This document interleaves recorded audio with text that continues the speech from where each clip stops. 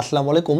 তোমরা যে স্লাইডে যে টপিকসটা দেখতে পাচ্ছ সেটা হচ্ছে বিপরীত ম্যাট্রিক্স নির্ণয়। তো এটা হচ্ছে টাইপ 6-এ আমরা লিখেছি। এই বিপরীত ম্যাট্রিক্স নির্ণয় আমরা জানি যে তোমরা ইন্টারমিডিয়েটে এটাই তোমাদের জন্য ইম্পর্টেন্ট ছিল। এটা পরীক্ষা আসতো যে একটা বিপরীত ম্যাট্রিক্স কীভাবে নির্ণয় করতে হয়। তো এখন বিপরীত ম্যাট্রিক্স নির্ণয় করতে গেলে আমাদের যে সূত্রটা লাগবে, ধরো এ একটা ম্যাট্রিক্স, এ এর বিপরীত ম্যাট্রিক্স তো এ ইনভার্স, তাই না? তাহলে এ এর বিপরীত ম্যাট্রিক্স হচ্ছে কি ভাইয়া? A inverse. তো এ ইনভার্স নির্ণয়ের সূত্র হচ্ছে 1/, ওই এ নির্ণয়কের মান অ্যাডজয়েন্ট এ। এখন এই যে এত কিছু, এ ইনভার্স 1/, এ নির্ণয়ক এর মান আর অ্যাডজয়েন্ট এ। এখন এই জায়গাগুলোতে আমাদেরকে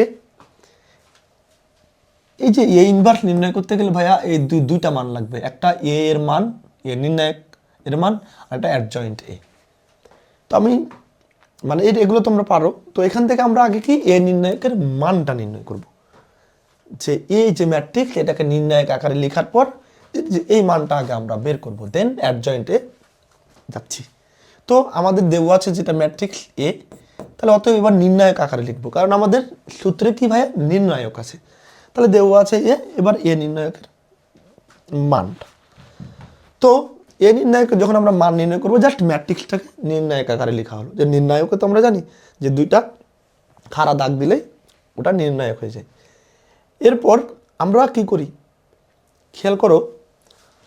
আচ্ছা, এখান থেকে দেখাই দিই, হ্যাঁ, যেহেতু তোমরা পারো বিষয়টা। 0 1 2 1 2 3 3 1 1, এটা হচ্ছে নির্ণায়ক।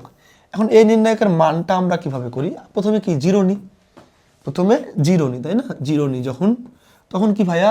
এই জিরো যখন নিব, তাহলে এই জিরোর কলা সারিবাদ, জিরো যে সারিকে নিয়ে আছে, আবার জিরোর কলামবাদ, জিরোর সারিবাদ, জিরোর কলামবাদ। তাহলে থাকে ভাইয়া কত? 2 3 1 1।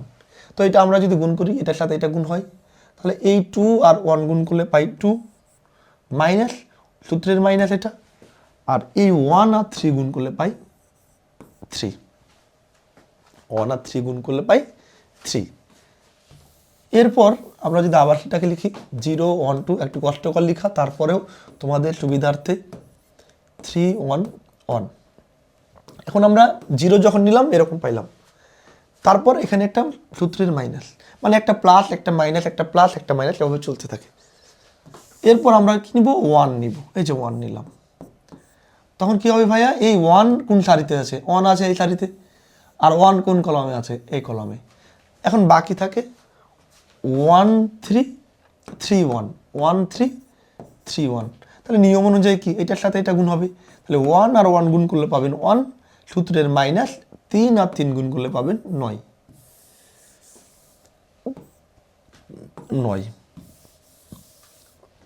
আমি আবার লিখি ওটাকে 0 1 2 1 2 3 3 1 1। এবার দেখেন একটা প্লাস একটা মাইনাস, এবার এখানে আমরা দিব কি? প্লাস। এরপর 0 নিয়েছি, 1 নিয়েছি, এবার 2 নিব, তাহলে 2 নিলাম। এবার যখন 2 নিব, 2 কোন সারিতে আছে? 2 এই সারিতে আছে। 2 কোন কলামে আছে? এই কলামে আছে। তাহলে যেগুলো থাকে, তাহলে এই 1 এর সাথে 1 গুণ করলে পাবো 1, সূত্রের মাইনাস 3 আর 2 গুণ করলে 6। এরপর দেখো, তুমি জিরোর সাথে যাই গুণ করবা, এই জিরোর সাথে যাই গুণ করো, তাহলে পাবা 0 মাইনাস 1 ইন্টু, আর 1 মাইনাস 9 পাবা মাইনাস 8, প্লাস 2 ইন্টু 1 মাইনাস 6 সমান পাবা মাইনাস 5। এরপর জিরোটা উঠে গেল, এই মাইনাসে মাইনাসে জিরোটা আমরা বাদ দিতে পারি, মাইনাসে মাইনাসে প্লাস, 8 আর 1 গুণ করলে 8, প্লাসে মাইনাসে মাইনাস, 5 দ্বিগুণে 10। তো 8 থেকে 10 বাদ দিলে আমরা কত পাই? -2 পাই, তাই না? দেখো আমি যেটুকু করেছি, 8 থেকে 10 বাদ দিলে পাই -2। আর -2 যেহেতু 0 সমান না, যেহেতু এ নির্ণায়কের মান 0 সমান না, সেহেতু এ ইনভার্স বিদ্যমান।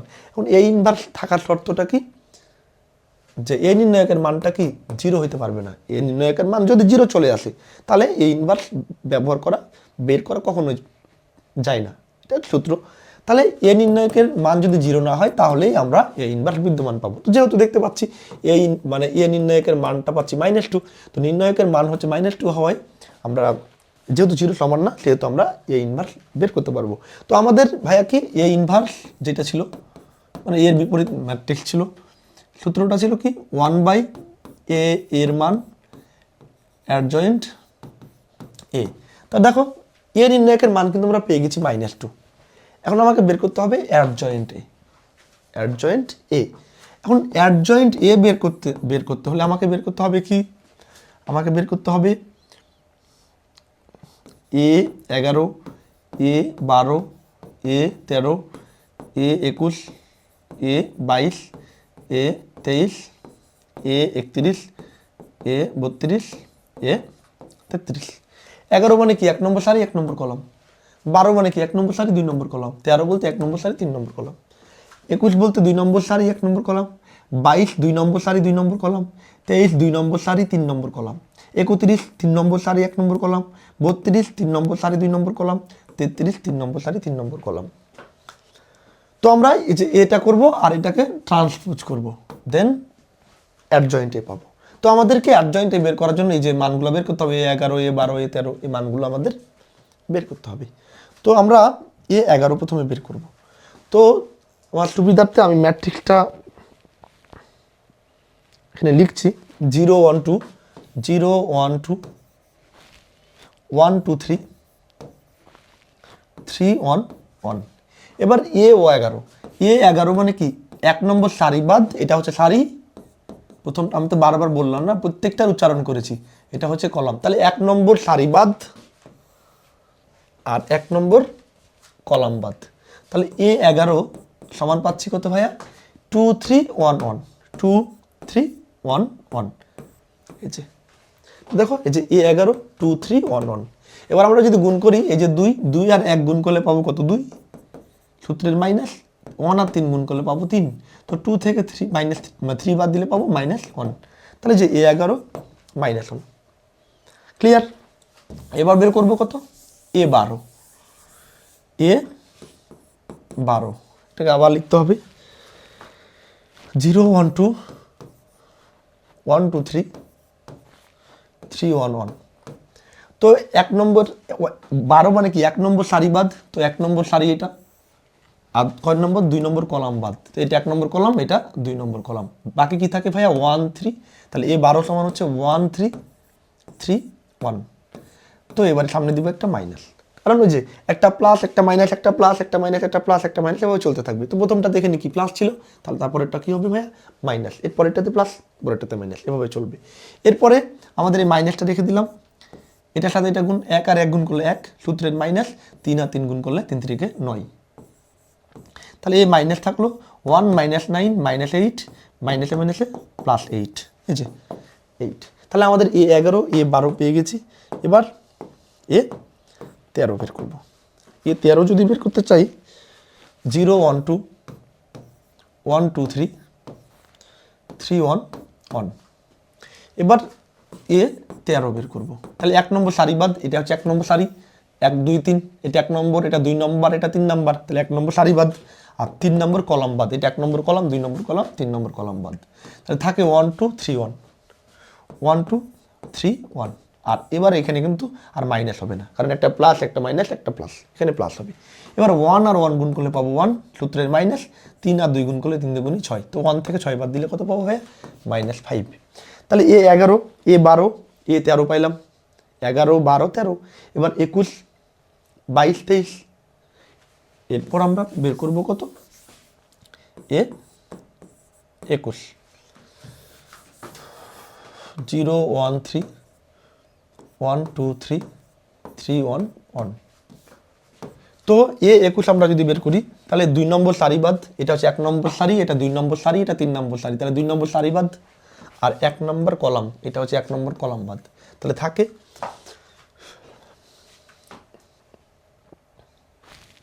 0 1 2 1 2 3, হ্যাঁ থাকে। তাহলে কি 2 নম্বর সারি বাদ 0 0 1 2 ছিল 0 1 2।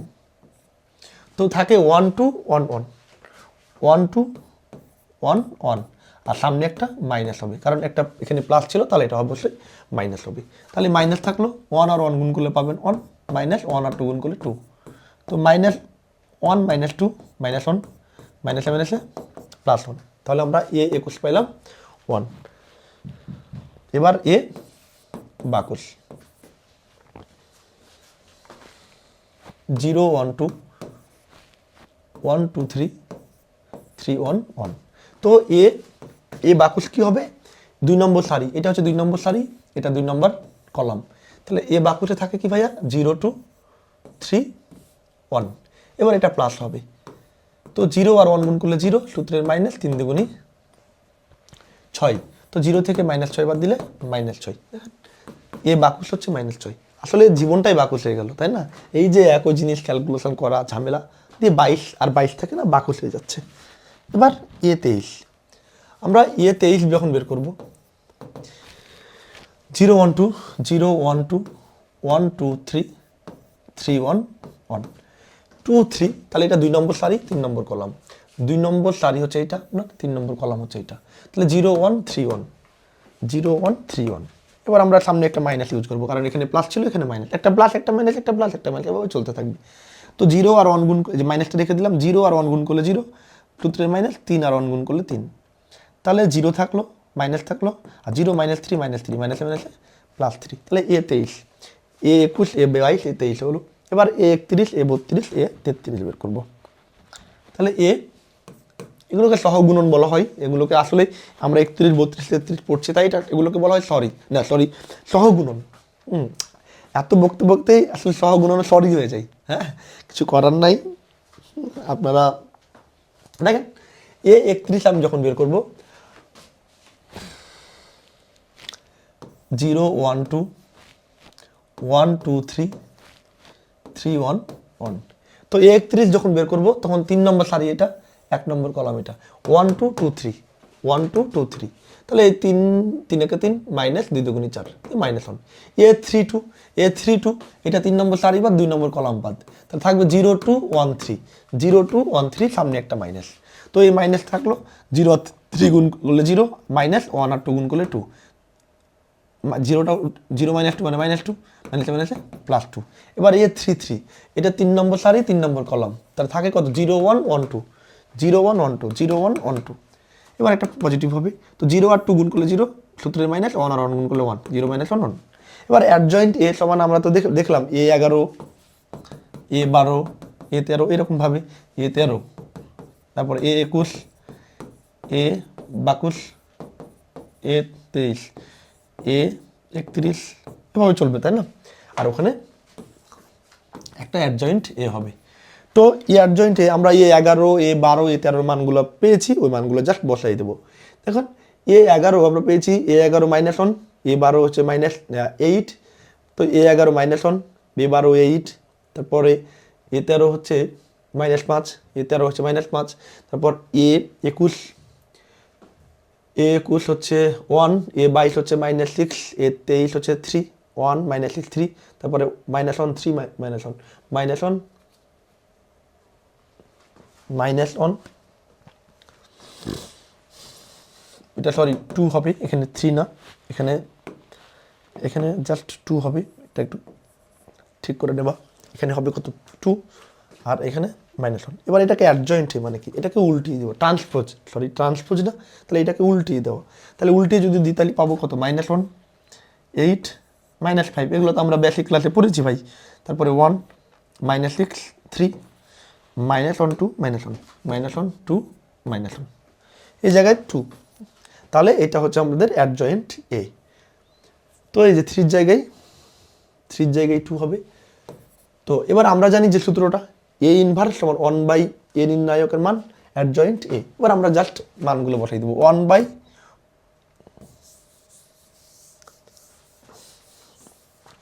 এ নির্ণায়কের মান আমরা পেয়েছিলাম -2, তাহলে এই জায়গাতে 1/a, এই পুরোটার মান হচ্ছে কত? -2, আর অ্যাডজয়েন্টের মানটা পেলাম -1 1 -1 8 -6 2 -5 3 -1। এটা হচ্ছে আমাদের অ্যান্সার। আচ্ছা ওই জায়গাতে 3 হবে, হ্যাঁ 3, এটা যখন উল্টে যাবে লাস্টে তাহলে -1 3 -1, এখানে -1 3 -1 -1 3, এই জায়গাতে 3 হবে ভাইয়া, এই জায়গাতে 3, এই জায়গাতে না, এই জায়গাতে 3, যখন আমরা উল্টাইলাম তখন ওই 3টা এখানে আসবে। তাহলে এই যে এটা হচ্ছে আমাদের অ্যান্সার। তো এই বিপরীত ম্যাট্রিক্স আমরা ইন্টারমিডিয়েটে পড়েছি, তারপরও আমার মানে এই ক্লাস দেখার পর আপনি যে কোনো বিপরীত ম্যাট্রিক্স যদি নির্ণয় করতে বলে তাহলে পারবো। তাহলে আমাদের 2-3টা হোমওয়ার্ক থাকবে। হোমওয়ার্ক হচ্ছে 1 নম্বর যে এই ম্যাট্রিক্সের বিপরীত ম্যাট্রিক্স নির্ণয় করো, তাহলে এই ইনভার্স নির্ণয় করবো আমরা যে নিয়মে যে প্রসেসে করলাম সেই প্রসেসে করবো। এবার যদি এ এত হয় তবে এই ইনভার্স নির্ণয় করো, তাহলে এই ইনভার্স আমরা নির্ণয় করতে পারবো। এবং আরও দেখাও যে এ আর এ ইনভার্স সমান I3, অর্থাৎ আমরা তো এ ইনভার্স পাবো, এরপরে left hand side A into A inverse, তাহলে এই ম্যাট্রিক্স বসাবো, এ ইনভার্স যেটা পাবো সেটা বসাবো, দেন দুইটাকে গুণ করে একটা আইডেন্টিটি ম্যাট্রিক্স পাবো কোনো অভেদ ক্ষেত্রে I3, 3 ক্রমের 1 1 1 মানে এরকম আকারে পাবো।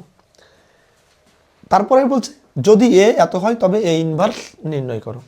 তাহলে আমরা যে এই যে বিপরীত ম্যাট্রিক্স নির্ণয়ের যে ক্লাসটি দেখলা, এখান থেকে তুমি এই জায়গা থেকে বিপরীত ম্যাট্রিক্স সকল মানে যা যা তোমাদের বই যতগুলো আছে তুমি সবগুলোই করতে পারবা।